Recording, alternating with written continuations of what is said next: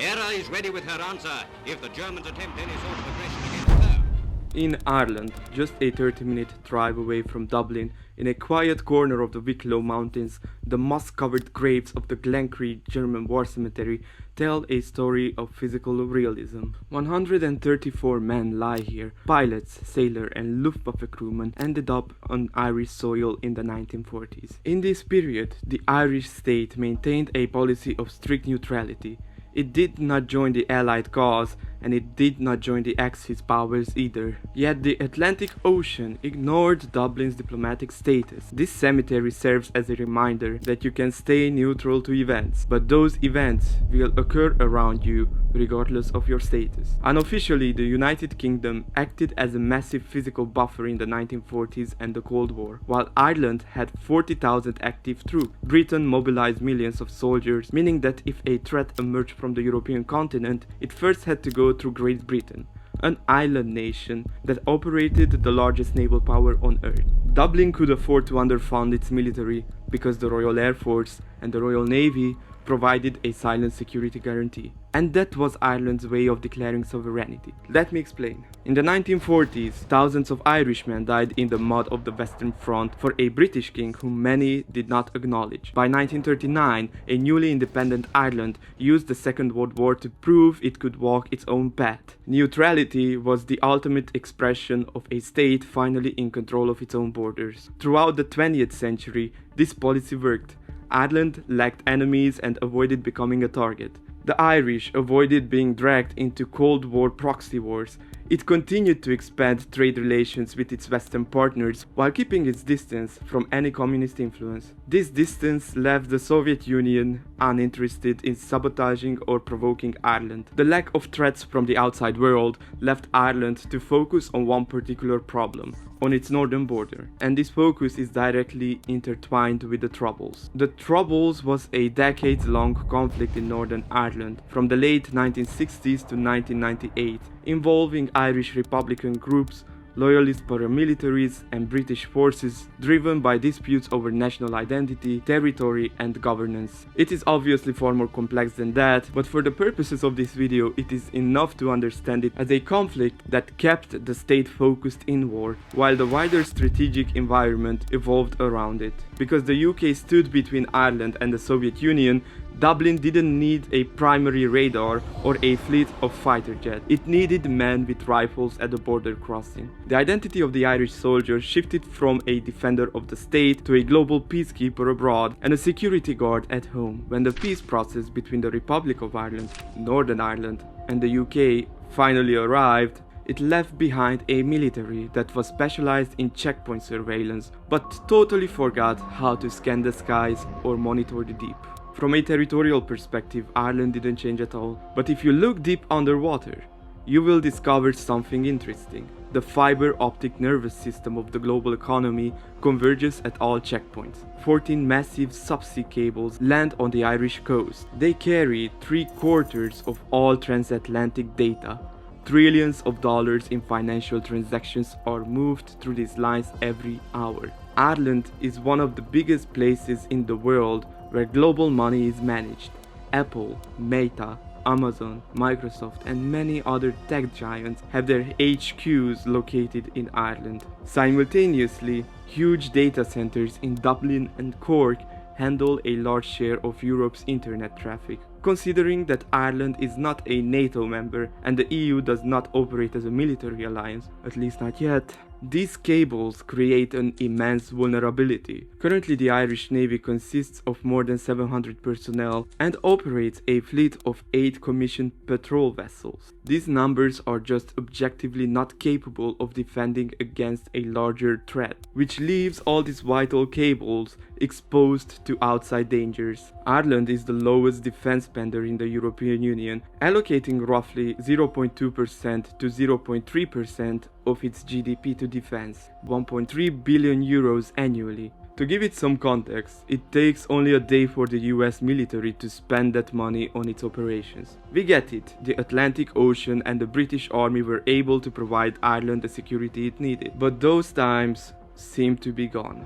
The British Army is only a shadow of its former self, And even though the ocean is still there, it no longer provides the buffer as it once did. The Kremlin understands this exposure better than anyone else, and it might be willing to target Ireland to sabotage NATO members. Throughout 2025 and into early 2026, Russian research vessels like the Yantar or the Viktor Leonov have been observed zigzagging in Irish-controlled waters. These ships carry deep-sea submersibles. They are designed for precision tasks, like using robotic arms to inspect underwater terrain and infrastructure, and conveniently, they are also capable to cut undersea cables. These Russian submersibles are testing the response time of the Irish state, which possesses no primary military radar. In December 2025, during President Zelensky's visit to Dublin, 5 military drones breached a no-fly zone. They target the expected flight path of the president's plane. The aircraft avoided an encounter only because it landed ahead of schedule.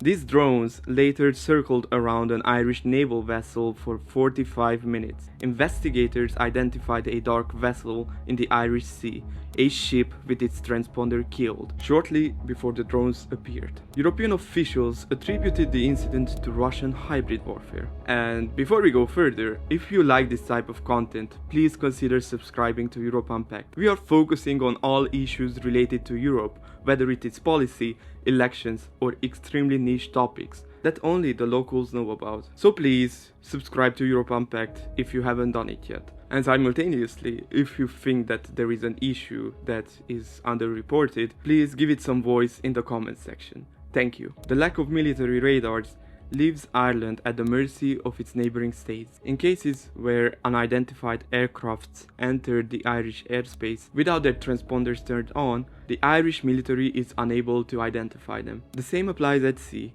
Tankers, surveillance ships, and even intelligence vessels can shut off their tracking systems and drift through busy shipping lanes without a clear identity. When a ship like the Yantar positions itself above subsea cables, what is it doing there? Ireland can't really explain this question. As I've just mentioned several times, the Irish state does not have constant radar coverage of its skies, nor large enough naval presence to monitor every vessel. Ireland also lacks the underwater detection systems to track activity on the seabed in real time. NATO task forces fill the gap. British warships anchor over the data lines and French patrol planes drop sensors into the Atlantic Ocean. So how is Ireland responding to this situation? One of the key pillars is direct investment into the military. The 2026 defense budget has hit a record 1.7 billion euros. Ireland is also currently in negotiations with France for a 90 million euro primary radar system, a digital eye that will allow the Air Corps to see the aircraft that chooses to stay hidden. The Navy has signed a deal with the French company Thales for towed array sonars. These are giant underwater microphones that will allow Irish ships to hear submarines for the first time in history. But hardware needs to be accompanied by humans. The Permanent Defense Force stands at roughly 7.7 thousand personnel. The target for 2028 is 11,500. This is a gap of nearly 4,000 people.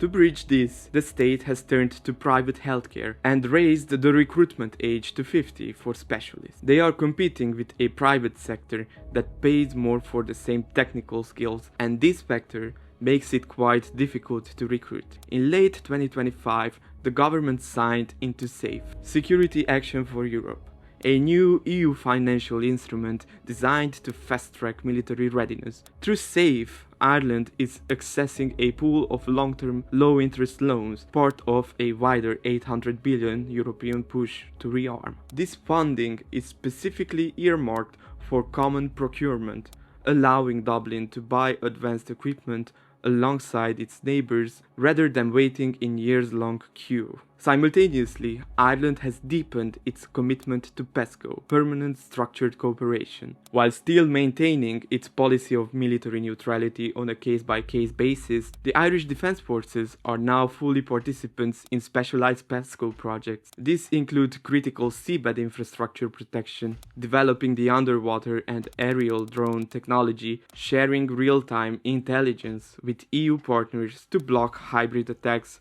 before they reach the mainland. By leveraging EU finances and PESCO's technical expertise, Ireland is attempting to achieve a level of ambition too, a baseline state of readiness where it can provide basic security to its citizens and have the capabilities to deter outside threats. While the government writes checks for radars and drones, the political soul of the country is quite fractured. Historically, the president is the guardian of Irish neutrality, and Connolly has been a vocal supporter of the triple lock law, a rule that says that Ireland can only send its troops abroad if the government, the parliament, and the United Nations all agree. Because Russia or China can veto a UN mission, Connolly believes that this law is the only thing stopping Ireland from joining foreign wars. She argues that billions spent on sonar and radar systems should instead flow into housing and healthcare. President Connolly represents a very different side of the Irish identity. She is a pacifist who believes that Ireland's true strength is not in its weapons,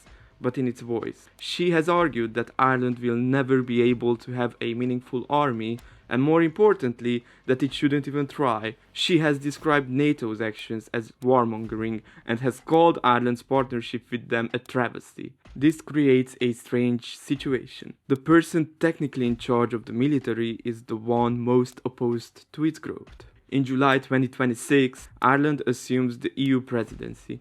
Dublin's goal is to act as an honest broker, focusing on strategic autonomy via digital sovereignty. A centerpiece of this term is the Cable Security Toolbox, a plan to move Europe towards a shared system for protecting the seabed. The 2026 war in Iran has fundamentally disrupted European stability. The preceding Cyprus presidency was sabotaged when an Iranian drone struck a British base on Cypriot soil. For Ireland, this regional chaos has sharpened a domestic debate. President Connolly advocates for active neutrality and peace building, but the government is moving toward a harder reality. By leveraging EU defense funds and joining PESCO projects, Ireland is finally investing 1.7 billion into the radars and sonars needed to see its own borders. The graves in Glencree mark a moment when global conflict reached Irish shores without invitation. The dynamic still exists, only now the movement is continuous. Signals pass beneath the surface,